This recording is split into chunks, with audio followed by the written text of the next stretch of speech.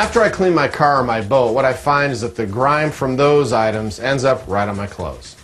But good news is, Super Clean can help you right here in the laundry room with those greasy, grimy stains. There are 3 ways to use Super Clean. First, you can spray it directly on the spot on the particular piece of clothing. Now make sure that you test it first on an out-of-the-way part of the fabric to make sure that it doesn't discolor. Second, you can soak it before you put it into the laundry in a dilution of water and Super Clean. And then finally, you can add Super Clean directly with your detergent in the washing machine. You'll need anywhere from 1/4 to 1/2 cup, depending upon the size of your washing machine. And then once you get those clothes out of the dryer, you're going to see that they're good as new. Now, depending upon the fabric and the stain, you may want to experiment with any of those 3 ways to find out what works best for you. If you've got a tip on how you've used Super Clean, send it our way at superclean.com.